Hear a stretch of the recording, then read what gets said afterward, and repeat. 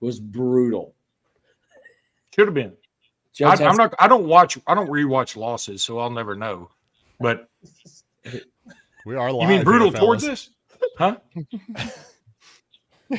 What I miss? We are live, gents. So welcome in.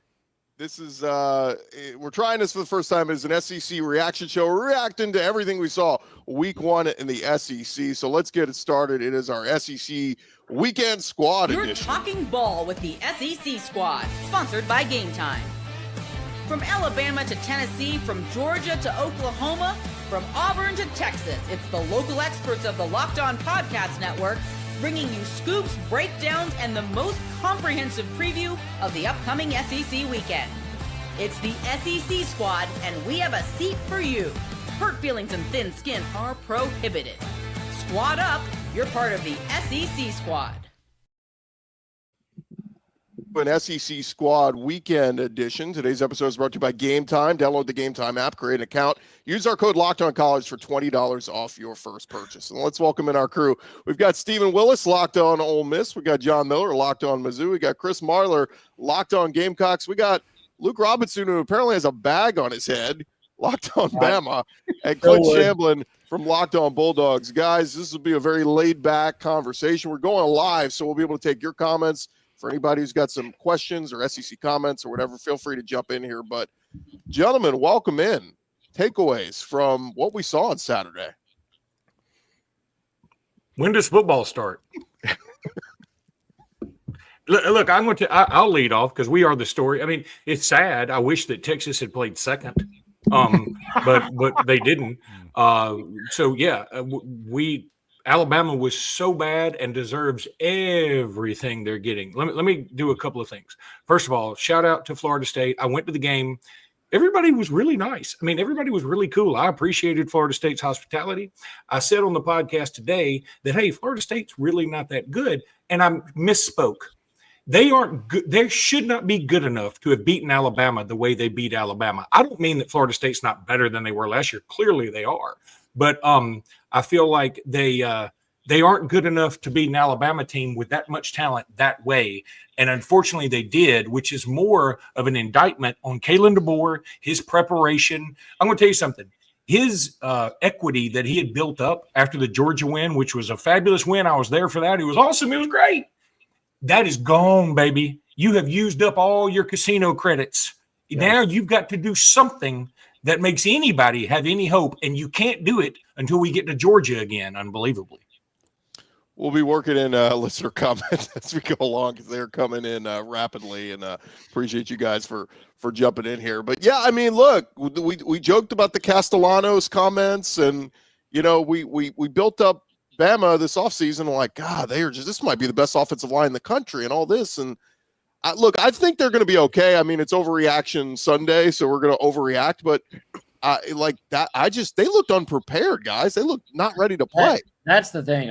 I'm reading all the comments, which I probably shouldn't. But like the reaction that it's like all Ty Simpson's fault or like that or whatever else. That part is pretty stupid. Like I don't really see how that would be the takeaway.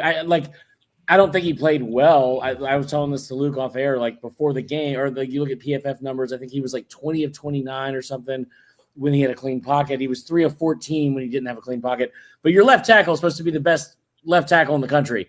He was the number 1 left tackle in the country coming out of high school. He's a 5-star recruit. He's been a starter since day 1. It's year 3, man. So at some point you got to start progressing. Gave up 6 pressures on the day, gave up a sack. He hasn't really improved that much. The thing that you said, though, Gordy, is the issue. That's the story. It's not Ty Simpson. The story, not that Simpson was great. The story is they looked unprepared at, like, getting simple things in, like getting the play call into the defense. Like, the defense looks very slow. The linebackers looked awful. They looked awful. But more than anything, they looked lost. They looked like a step behind everything that Florida State was doing. And again, sure, maybe it's Gus Malzahn running up-tempo and all these things. But if you noticed about the second quarter, they did the same thing every single play. It was bring 13 or 12 in motion, and then we'll snap the ball and go from there. And they had no clue how to make adjustments. They didn't look they had any idea what they were doing pre-snap. From a top down, it was really bad. I mean, it was really bad. It was wild. I was watching you guys and Bama fans and the reaction to it. This is what UGA experienced last year. It was soft and it was inability to stop the run and inability to run the ball. 14th in the SEC last year. I think Alabama had 19 rushing yards all game after the first drive. I think it is what I saw, which is wild. The identity of Bama is tough nose in the trenches, running the ball and being prepared. The details, that's where it's at. And at the end of the day, it's not Ty Simpson. I thought he was fine. It's not even some of the guys on defense. I thought there were bright spots on it, but it was absolutely being overwhelmed. And it's exactly what UGA had last year. That was the most excruciating season for me to watch in the last 10 years under Kirby Smart. And Kirby Smart aged 5 years because of that. Yeah. It took a whole lot of reworking on it. So you guys have nailed it. Don't put the blame on anything else. This is a DeBoer issue through and through for me. Top down, not even a question. I have a question here because I keep seeing this everywhere. It's that y'all glaze Ty Simpson. I don't know who y'all is, first and foremost. Second off, I guess my big question is like what you said. I don't think that Ty Simpson's the only issue. They have a ton of issues. But when you watch I know Tim Keenan's out. I know so-and-so got injured. I know, but like over and over and over again, dude, here's the bottom line. You had Ratatouille at quarterback for Florida State come out and tell you in July what he was going to do, and then he came out and did it.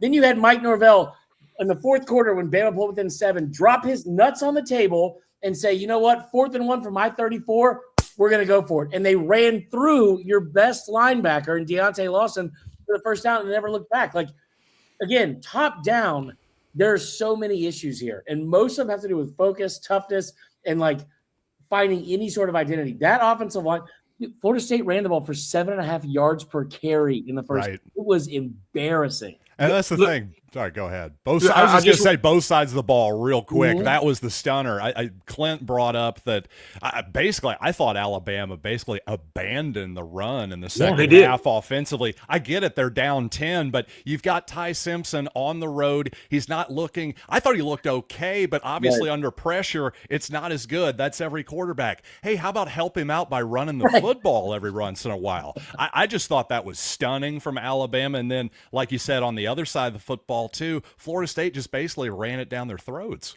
Let me say this. Let me really quickly. I'm sorry. So the Ty Simpson stuff. Look, he wasn't. I don't think he necessarily was the problem. He's not great. He is a pretty good game manager. The problem is you can only manage games if you have a defense to help you stop somebody else and a running game to back that up. If he had the 2015, 16, 2011 defense or something, he'd be fine. But now we need a playmaker. So I'm going to say this, and I know this. You talk about overreaction Sunday. I really believe this. The only way you save this season is you go with another quarterback and say, I can't have a game manager. I got to have a playmaker. And that playmaker can be Austin Mack. It can be Keelan Russell. That would be my choice. But I would say, here's what we're going to do, guys. Deontay Lawson, if you hadn't seen it on Twitter, Deontay Lawson gets lit up like an M80 firecracker. I mean, just gets toasted on a block. And I would say, here's the deal, guys. No more of this seniority. If you're young, you're getting in. And not only that, Jimmy Stein brought this up on the podcast. The one thing that Kalen DeBoer loves to do is substitute a lot. Yeah. Play your starters the most. Play them the most. Look, did you notice this too? I saw this. What was funny about this is they come out and they get the ball first, right? They get the ball first. They have a 17-play drive. They run 9 minutes off the clock. They had several plays where they were like the offensive line got a lot of push. They ran the ball well. They ran the ball effectively. They ran the ball 12 times for 54 yards on the first drive of the game. Even in the next part, what that guy said, by the way, put it back up. Everyone needs to apologize to Jalen Milroe. Everyone needs to apologize to Jalen Milroe. But that whole thing, even when they had the run game, like they came out with, it seemed like that was going to be the identity. We're going to run the football. We're going to be a power team. We're going to come out and like, everyone's expecting us to throw. Nope, we're going to run. And they did it effectively in the first drive. Then after that, and even a little bit on the first drive, it wasn't Daniel Hill. It wasn't just Richard Young. It was like numbers and players that I hadn't recognized or heard of that I did not think were going to get a ton of carries.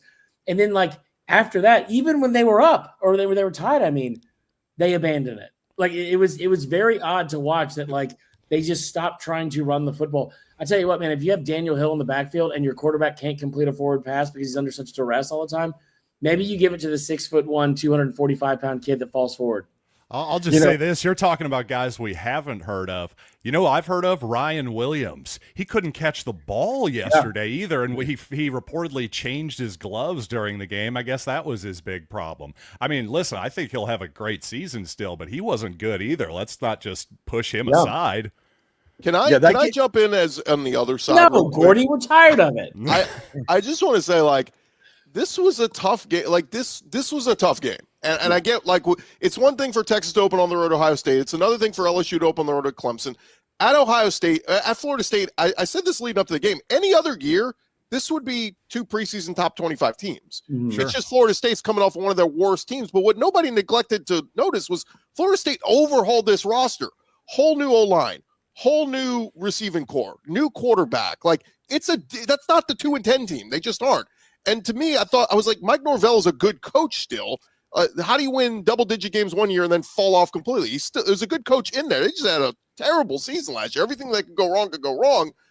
I think Bama, the next 2 games, they come home for Louisiana Monroe and Wisconsin.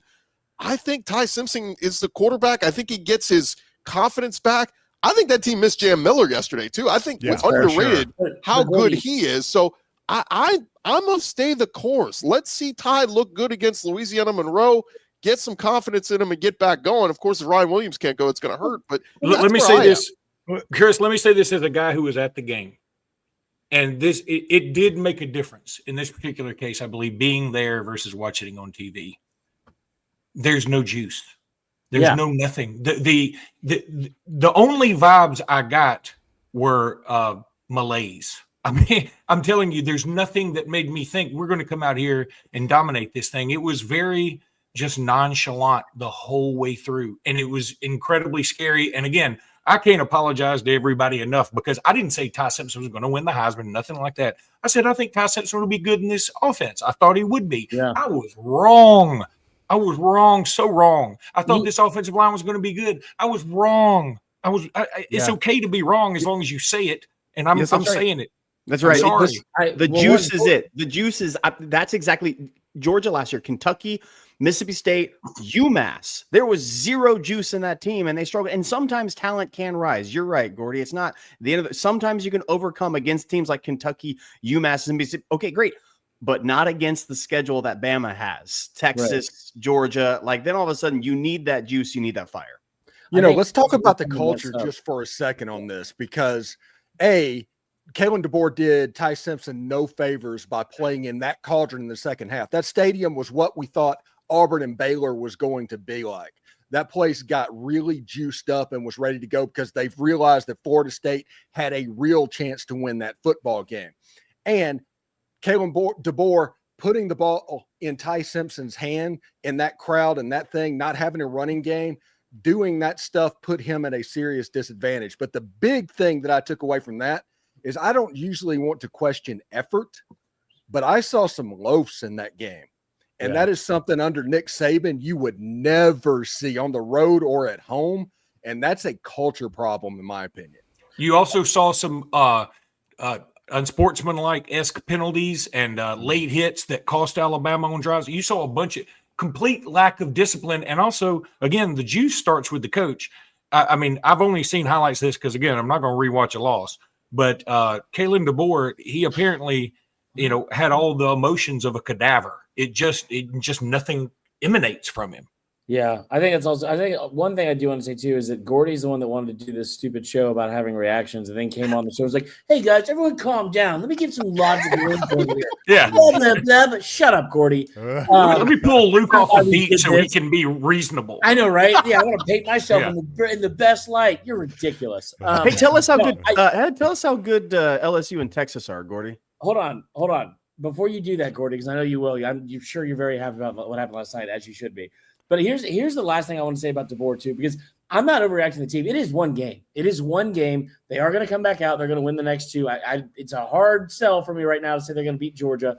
But the problem is this, and Gordy, you sat there and watched me ask this to DeBoer the Wednesday or Tuesday, whatever, at media days, and he got super defensive when I asked it, which was, hey, man, like, you're 15-3 against ranked opponents as an FBS coach. It's the best record in the country.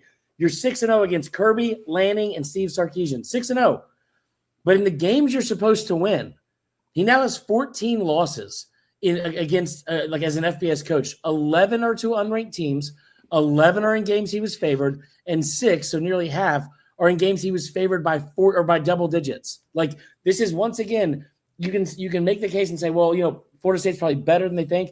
I looked over at Allie.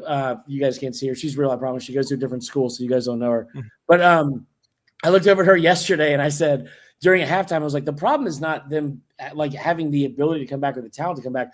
The problem is, if you watch Gus Malzahn get up on Saban several times, like early on in his career, the double reverse passes and all that kind of stuff, you felt good that you were going to make some adjustments in the locker room.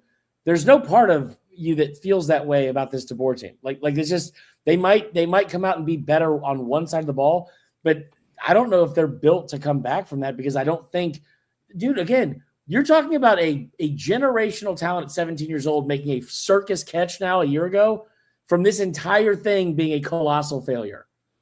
Let's pause it there, guys, because we do have plenty of other games we got to get into. The Auburn fans are going nuts, so they're like, talk about us, please. We're good again. Please talk about us. We'll get to that here in just a second. Hey, but first, guys, quick question for all you college football fans out there. If you could go back in time and sit front row at your school's biggest rivalry game, what hat would you be wearing? Yes, I said hat. For us, it would be the game. They're not just hats. They're the same vintage styles fans wore back in the 80s and 90s. And guess what? They still go for the same price they did back then. When you use our code LOCKEDON, LOCKEDON, you will get your vintage hat for $16.99. You just head to thegamecaps.com. That's THE gamecaps.com. Grab your team's classic bar or retro circle design. Use code LOCKEDON for an exclusive discount, because legends wear the game. Legends like Clint, like John, like Steven, like Marler sometimes. Everybody, get on the game. And again, use our code LOCKEDON for an exclusive discount. Hey, also remind you guys, college football is back. We could not be more excited. Of course, all the greatness that comes with college football. And you got to use the Game Time app. It's the app that gives the advantage back to fans. It's the easiest way to score last-minute tickets at the best prices, so with no surprise fees. What you see is what you get. When you pull up the Game Time app, in just a couple taps, you're going to see amazing deals. We're talking your favorite college football games as low as $25. Look, I've used it before. I've used it a couple games last season. Happened to be in town. Let me see if I can get tickets to this Ole Miss game. They got them for you there at the Game Time app. Take the guesswork out of buying college football tickets with Game Time. Download the Game Time app, create an account, use our code LOCKEDONCollege, and you get $20 off your first purchase. If you've never used them before, terms apply. Again, that's promo code LOCKEDONCollege, $20 off. Swipe, tap, ticket, go. Download Game Time today.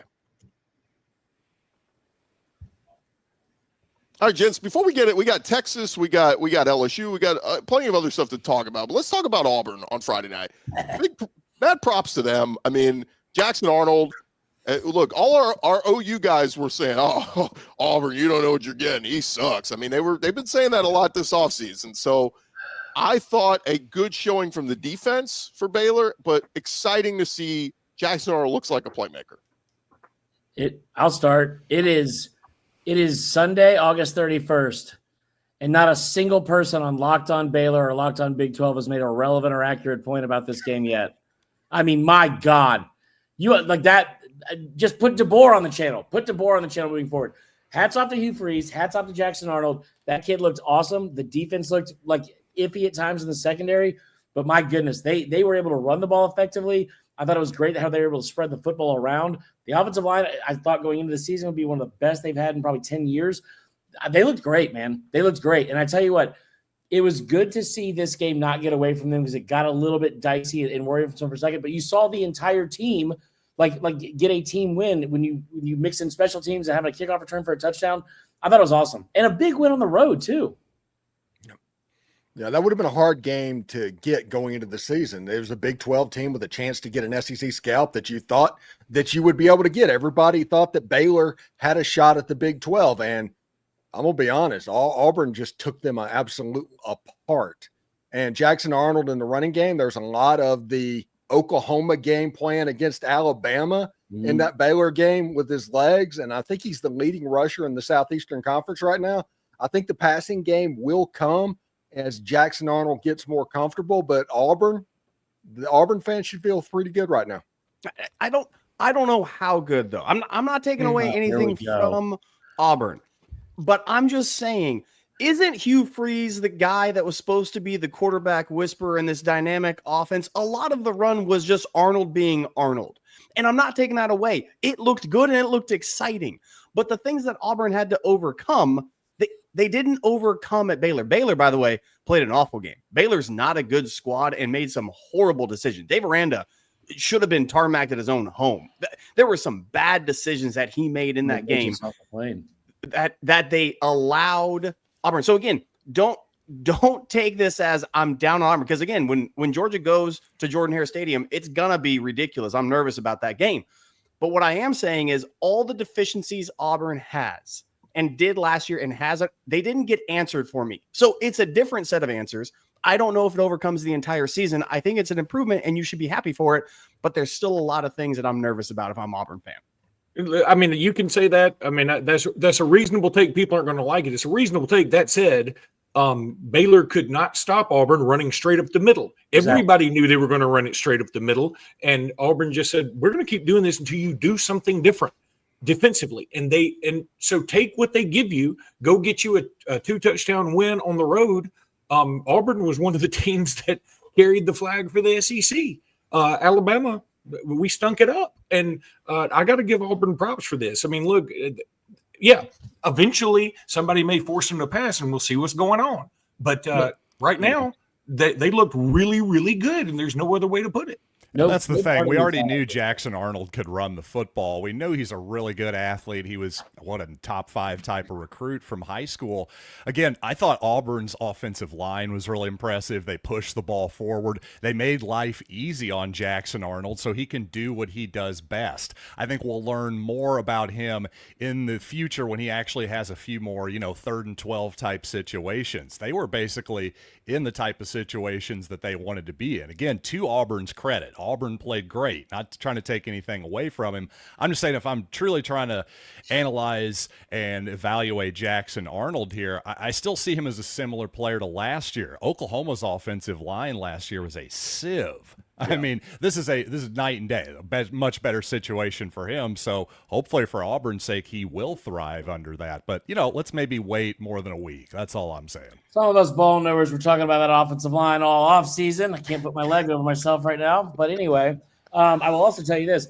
I'm going to push back on what Clint said, because mainly Clint's an idiot and I love him to death. But still, here's the thing. You could say this, like maybe we pump the brakes on Hugh and the quarterback whisperer thing. I've been high on Auburn all offseason because of the talent, and what John said too. Like the instant upgrade Jackson Arnold had around him is better than any other player in the country is going to experience. Like the offensive line he had at Oklahoma versus what he has at Auburn. The receiving core is a top 3 receiving core in the country, right? So I think like the thing I was most impressed about, and you could say like, well, yeah, he didn't really have to throw the ball. Why would he have? They ran the ball down their throats the entire game. So, like, what I was honestly came away with more than anything was last year we heard Hugh Freeze, Auburn fans especially, but also Hugh Freeze be very vocal about how bad Peyton Thorne was. It was the weirdest thing. And it's like, yeah, you're right, man. It seems like you really don't think he's a very good quarterback, Hugh. Jarquez Hunter's in the backfield. Why don't you just turn around and give him the ball? Like, why wouldn't we just do that? And this year, it was at least good in game 1 to see him not get in his own way. If you didn't think he was a great thrower, at least, or you wanted to get like the passing game going more, I don't know. Like he stuck to what was working and he didn't overthink it, which was something I did not think we were going to see. Let me say this really quickly. In the comments, somebody said, "What is wrong with Luke Robinson's eyes? Cocaine is a hell of a drug." Let me say this. I was an SAE at Alabama in the 90s. And I've never smoked a doobie in my life, but people have accused me of being on drugs multiple times. With good reason. I have never smoked a doobie, even much less done an 8-ball. If that's how they come, I don't know. But I thought that was a very interesting comment. Look, I probably have some nervous tics, but it is not cocaine related. I just want to make that clear. Just lay it off, Luke, okay? By the way, it is. I know how to pronounce Jordan. I do know the English. Yeah, what was that about, dude? They say Jordan-Hare. It's Jordan-Hare. I understand. I am actually an intelligent person. By the way, Auburn fans, it was the same people that 4 years ago, I was in front of Zach Blackerby saying that Stetson Bennett was going to crush his soul, and I got laughed at by all y'all. Okay, so you can all y'all go ahead, have fun. I'm just saying, I'm nervous for the game in Jordan Hare. That is a true statement. What I'm saying is last year I was told how good Auburn had the talent and could run and could do all these things. And I saw a quarterback that was mobile all day long. It's weird. I get it. Let's overreact, but let's also improve the things that we said we're going to improve. And then I am really scared. If all of a sudden there's a passing attack in the next 2 weeks, I'm all of a sudden that point spread in Jordan Hare scares me more than anything else. Well, I've been to Jordan Hare, and it's a great SEC environment there. It is. Shug Jordan would be proud of that. All right, when we return, we'll hit on some of the other takeaways from the weekend. I get it. Everybody was playing, a lot of people playing cupcakes. We'll hit on some of the other big games from the weekend next. Sure. What's up, guys? If you have heard of products like Viagra or Cialis, maybe you've even tried them, but if you're looking for something beyond the usual pill, it is time to meet Rugiet Ready. Rugiet Ready is a next-gen prescription treatment designed to amplify arousal in the brain and boost blood flow. Unlike the usual pills that can take hours, Rugiet's 3-in-1 formula dissolves under your tongue and kicks in fast, on average at 15 minutes. Effects can last up to 36 hours, so you can stay confident and control when the moment is right. You can even read real customer reviews on their website, helping a lot of people feel more confident and present in the moment. You want to feel present and in the moment this football season. Head to Rugiet.com/LockedOnCollege. Use our code LockedOnCollege. Get 15% off today. That's RUGIET.com/LockedOnCollege.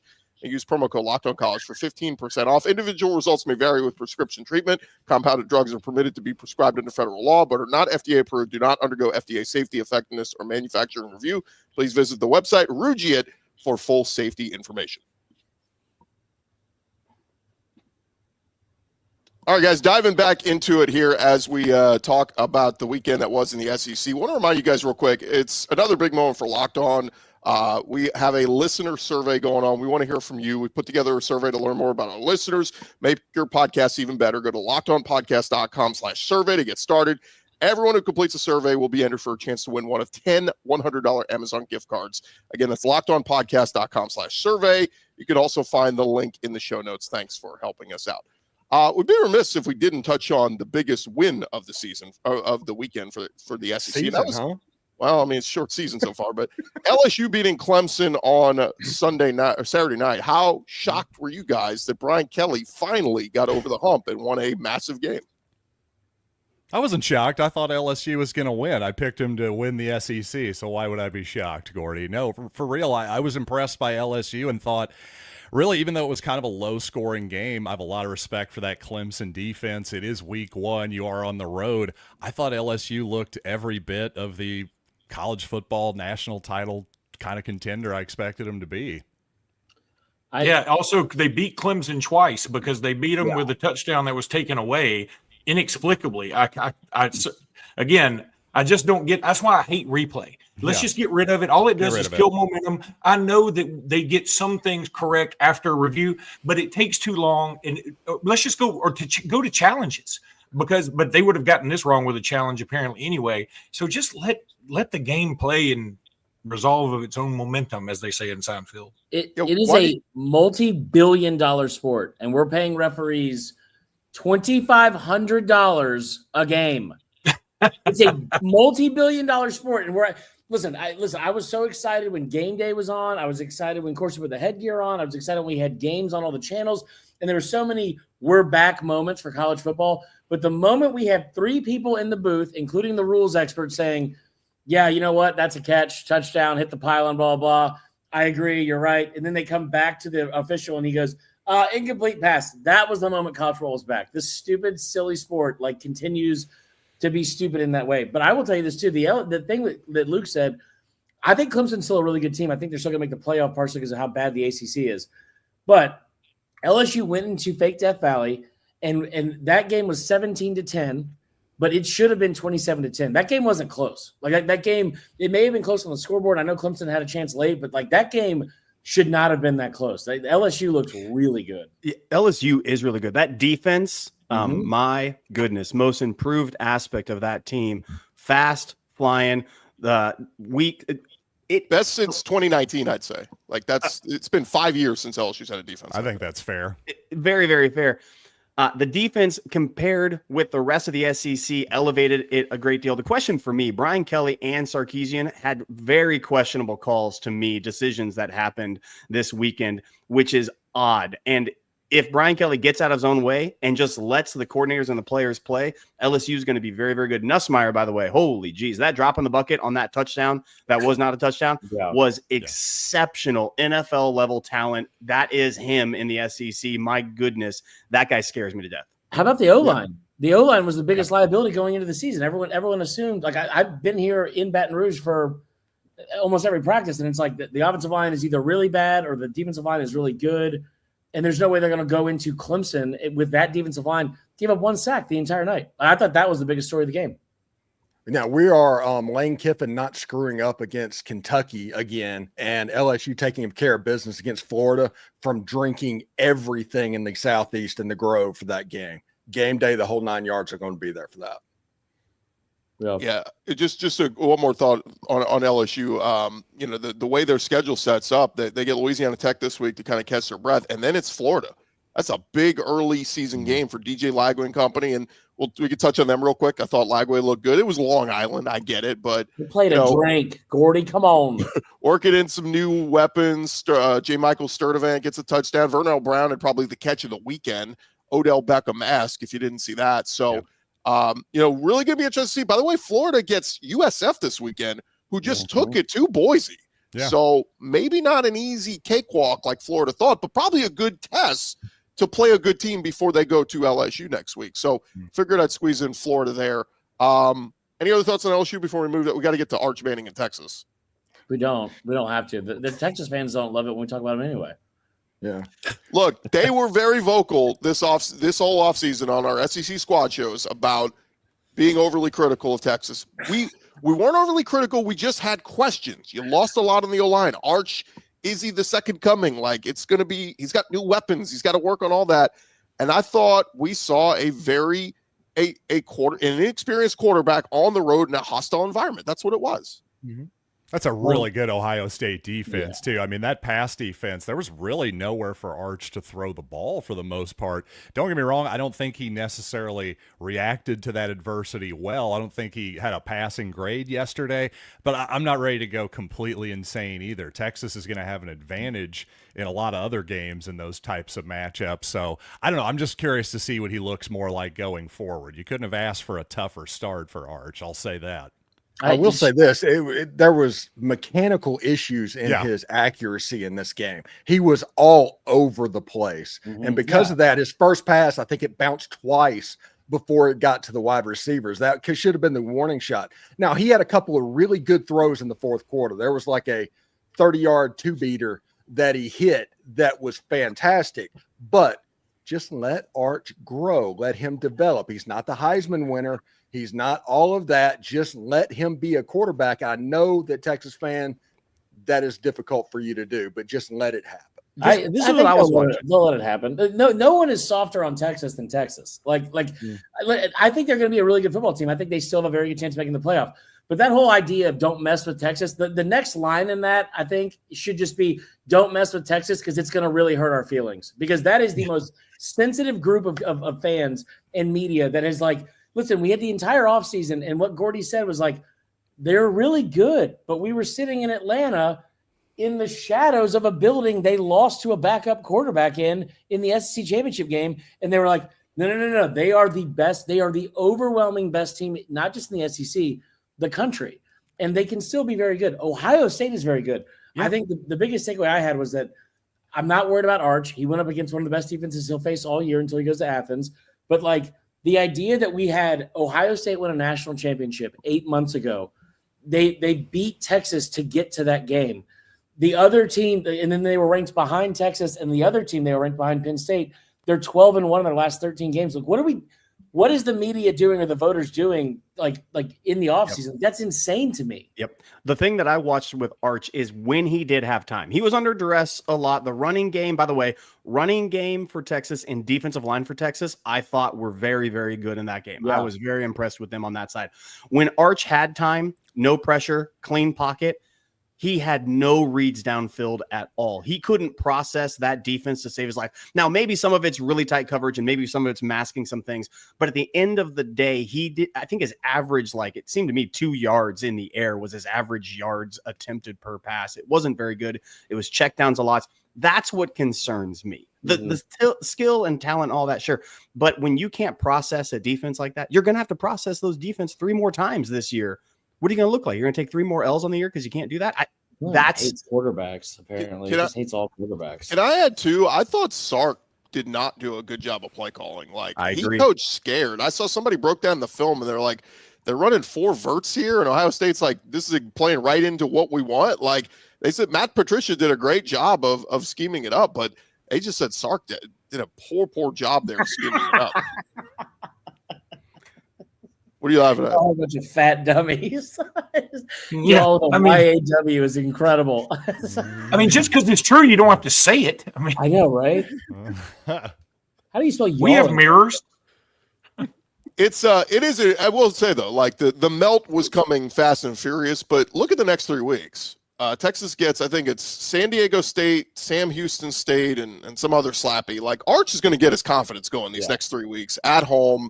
And then they get into SEC play. So it's overreaction, guys. We overreact to week 1. Go back 2 years ago. LSU lost to Florida State in the opener. Jaden Daniels went on to win the Heisman. Who was calling him the Heisman winner that night? So week 1 we can overreact to, but again, I just think, but we're right. Texas is very good. Probably still a top 5 team.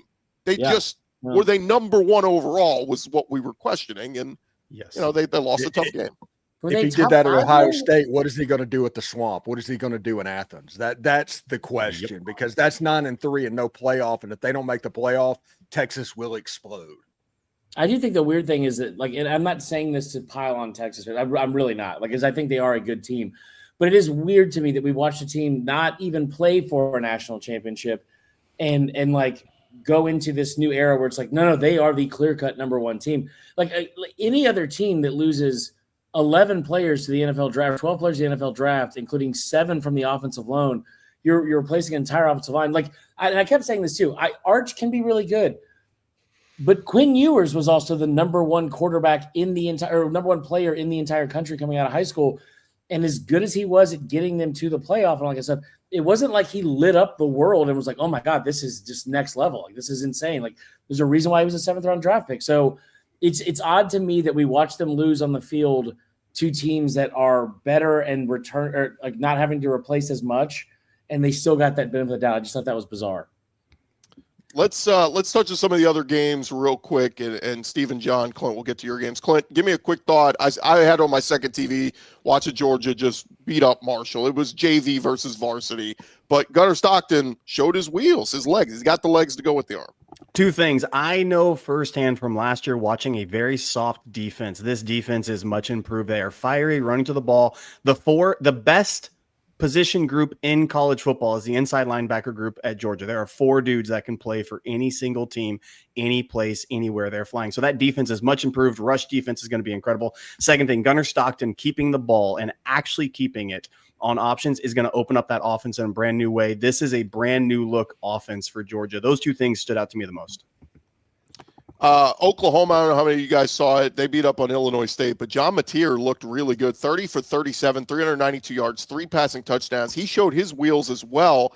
And the latest Heisman odds, according to one of the sports book out there, have John Mateer in the driver's seat currently right now. We'll see what Lenore Sellers does later today. But any shocker there on John Mateer? He caught a ton of roses this offseason. I need to see more. They didn't play necessarily anybody. They have Michigan this weekend. That's at least a Big Ten opponent. If he does the same thing again, he's for real, in my opinion. Clint said he hated him. Clint said he's probably one of the worst quarterbacks ever. If we had Oklahoma on here, I would be agreeing with him. I think Oklahoma shocks a lot of people and ruins some people's season in the playoff conversation. Mateer is a real deal. Ott and Mateer in that offense is going to feed families. You think Oklahoma's going to ruin someone's playoff chances? Yes. Let me say this. When does that ever ruin happen? Alabama's. I can tell you that. You can't ruin what's already ruined. Hey, look at Texas. If you want to give Texas the Oklahoma game, you have not followed that series. Yep. It will be fun. Game day, I think, already announced they're going to Norman this weekend, so that will be a big one. Bryce Underwood looked pretty good for Michigan, but they played New Mexico, so he will face a monster test there. UTSA versus A&M, I watched that one. Offense looks awesome. Like Marcel Reed throwing it for 4 touchdowns, 300. Didn't run it as dominant as I thought they would, but how about UTSA scoring 24 points? Like, it wasn't just that scored in garbage time. They were scoring touchdowns throughout this game, so it concerned me a little bit. I think the second quarter, that game was with one touchdown, I think, early on. Or 17 in the third, or the second, you're right. Yeah. You watched that, Gordon? You watched that whole game? I watch all the SEC. I got multiple TVs here, so I watch them all. Steven, give me a quick thought. Ole Miss beats Georgia State 63-7. I saw people worried about Austin Simmons early because he threw a couple early picks, but seemed to settle down. Yeah, he was nervous at the very beginning. Ended up throwing 341, 3 touchdowns. He's the truth. He's going to be fine. The thing that I was impressed with was Kewan Lacey, over 100 yards, 3 touchdowns for the game, and a 42-yard run. I called over 50 yards. It was 42 yards in this game. So you were wrong. I was. If Ole Miss has a run game, I mean, that might be the balance that they're looking for. Did you guys who saw Tennessee? Joey Aguilar, Colby, super impressed. Like, and then you see Nico play as crappy as he did at night at UCLA. Is he better? Tennessee upgraded. Upgraded. He really Nico. I can't. I'm not going to do it. But Nico, I'm way too hungover for this. I'll just be very honest with you. Me and Luke had a night, guys. He won't tell you the truth, but I will. Nico leaving Tennessee, going to California, where just the taxes alone, I think he's going to make less money, and then playing around significantly worse talent. I think that the scary part about Tennessee is that offense looked really good. The run game looked really good. Eric Kane, our buddy at Locked On Vols, talked about this the other day, and he was spot on with it. I mean, that is – people think that offense is only based off the past because of what we saw in 2022 against every team but Georgia, Clint, and what Hendon Hooker was able to do that year. But it's always been predicated off the run. They looked really good. And I tell you what, the scary part is that offense in the first half had tons of drops from the receivers. It could have been way worse. Quick thought, Mississippi State, I watched some of that one against Southern Miss. This was one people were calling God for. Bless you. They could pull an upset off Mississippi State because they were playing in Hattiesburg. Yeah. But it never really was close. Like Jeff Lebby, wasn't it was close. It was 13-10 at halftime. In the third quarter, there was 3 possessions where State kind of pulled away, and that's just kind of a thing. Southern's going to be good. They are. They're just not there yet. And it's good for Mississippi State and Jeff Lebby to get that win because he absolutely had to have that win. Yeah, and he covered the spread. They won, but regardless if it was close in the first half. Like, it was good to see them pull away with the win for one on the road, and also like that's a team with a ton of new faces. Like I think it was like 60 new players or something like that on the roster with the recruiting class and the portal. So that part was at least positive. I'll say that the backfield, and by the way, they put 21 points up in the third quarter. That backfield of Devon Booth and Fluff Bothwell are going to be like a nice duo that if they do that and Blake Shapen is throwing well, look, they're not going to win the SEC or anything, but they will play spoiler. They will beat somebody they're not supposed to this year. And I think Jeff Lebby at least gets 1, maybe 2 SEC wins this year. My wife is a big Kentucky fan, so I watched some of Kentucky Toledo. It was ugly. It was close the whole game. They won 24-16. The Zach Calzada experiment, it is what it is. I'm happy they got the win because Brandon Olson picked Toledo to win, but Kentucky's got some concerns. I think they may be the doormat of the SEC this year. They are. There's no doubt about it. They are. They are awful. 2 more here. We had Arkansas beat up Alabama A&M 52-7. Taylon Green, the second quarterback in Razorback history to throw 6 or more touchdown passes in a game. I get it. It was a crappy opponent, but if it's so easy to do, then go do it. And Taylon Green did it. 6 touchdown passes. They're going to be a problem. Bobby Petrino and Taylon Green, they're going to beat some teams that they're not supposed to this year. Again, maybe 7 wins, maybe 8, but kind of that middle of the pack Arkansas. You don't see it, Clint? No, I'm sorry. Oh, here we go. No. Sorry, Gordy. I was not. The chat is unhinged, and Auburn fan is now the worst fan base I've ever experienced in my entire life. What happened? That's what I'm coming back to. Gordy, you're right. Everything you just said, I actually agree with. I don't hate that at all. That's rude. Guys, there were some rude people in these comments. They're just golly. My bad. I did not see our buddy Corey Burton hanging loose, getting a workout in while we were doing this. Muschamp, look at you, brother. Let's go. How we doing? Muschamp's really let himself go. All right. I'm going to the beach. I appreciate all this. We suck. You don't have to tell me anymore. You can, and you won't stop because the comments keep coming on Twitter and TikTok. I don't even have TikTok. Somebody told me, well, they're talking trash about you on TikTok. I was like, I'm 52. You think I got TikTok? I don't have TikTok. Luke, all right, I barely even answer text. You're going to the beach when it's snowing everywhere around you right now, brother. Hey, Luke. One thing. My dad was an SAE at Missouri in the late 1960s, so you can probably make some assumptions about his level of intake, and you'd be right. Yeah, that's. Hey, look, I knew you looked familiar. All right, I'm going. Corey, final minute of the show. You got it. Vandy wins 45-3 over Charleston Southern. What'd you like? I like that this offense looked sharp, man. Diego Pavia, 275 yards through the air. And they found a receiving core, and they might be kind of dangerous. So I'm excited to see what they have against Virginia Tech next week. I'm gonna get a glimpse of that. So it's gonna be a lot of fun. So there you go. Man, everybody thinks we left Zach Blackerby out. Zach didn't. Zach had an invitation. I'll be Zach for a moment. Hey guys, so pretty big win for Auburn yesterday. We all no one left Zach out. We had to ask his permission to do everything. You guys are lucky we didn't have Spencer come in here. No, I would not have joined.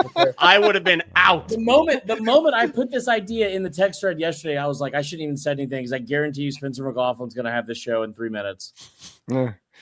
So, anyway, tomorrow Paul Feinbaum's show is going to be electric. It will, but all our Locked On shows will be electric.